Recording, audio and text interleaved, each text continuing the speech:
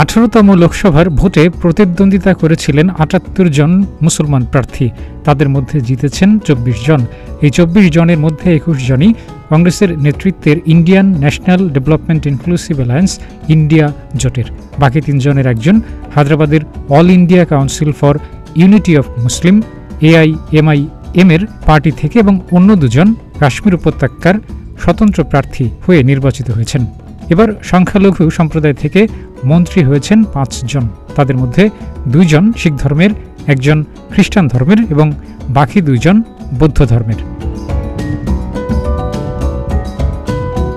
বিজেপির নেতৃত্বাধীন national Democratic alliance NDA এর সংসদীয় দলের নেতা নির্বাচিত হয়ে নরেন্দ্র মোদী বলেছিলেন, জোটের আদর্শ ও নীতি হল সর্বপন্থা সমভাব, যার অর্থ সব ধর্মকে এক ভাবা, ভেদাভেদ না করা, সবাইকে নিয়ে চলা।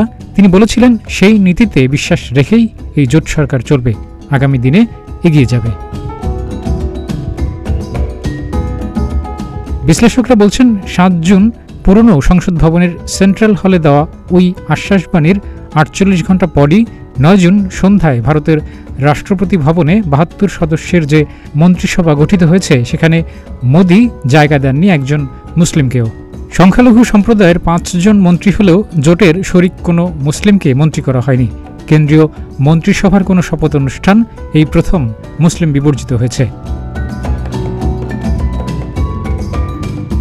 তারা আরও বলছেন, যদিও নরেন্দ্র মোদীর প্রথম মন্ত্রিসভা এমন মুসলিম বিবর্জিত ছিল না। ২০১৪ সালে একক ক্ষমতায় লোকসভায় জেতার পর মোদী মন্ত্রিসভায় সংখ্যালঘু বিষয়ক মন্ত্রণালয়ের দায়িত্ব দেওয়া হয়েছিল একজন মুসলিমকে।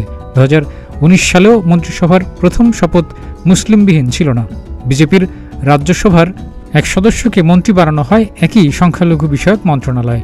২০০৪ এবং ২০০৯ সালে কংগ্রেস নেতৃত্বাধীন UPA সরকারের সময় মুসলিম মন্ত্রীর সংখ্যা ছিল যথাক্রমে ৪ ও ৫ জন। কূটনীতিকরা বলছেন, মোদীর বিজেপিতে মুসলিমদের অবস্থান যে দুর্বল তা আগে থেকেই ধারণা করা গেছে। নির্বাচনী প্রচারের সময় কংগ্রেস ক্ষমতায় এলে মুসলিমদের সম্পদ দিয়ে দেবে, মোদী এমন বক্তব্য দিয়ে মুসলিমদের সম্পর্কে তার অবস্থান অনেকটাই স্পষ্ট করেছে। কংগ্রেসের নির্বাচনী ইশতেহারে তিনি মুসলিম লীগের ছায়াও দেখেছেন।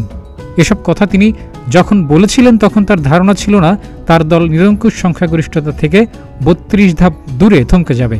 সরকার গড়ার তাগিদে বাধ্য হয়ে তাকে এখন সর্বপন্থা সমভাবের কথা বলতে হচ্ছে।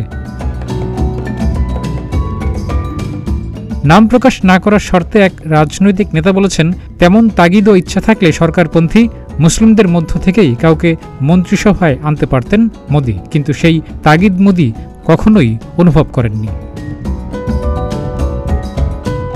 ডেস্ক রিপোর্ট, প্রতিদিনের বাংলাদেশ।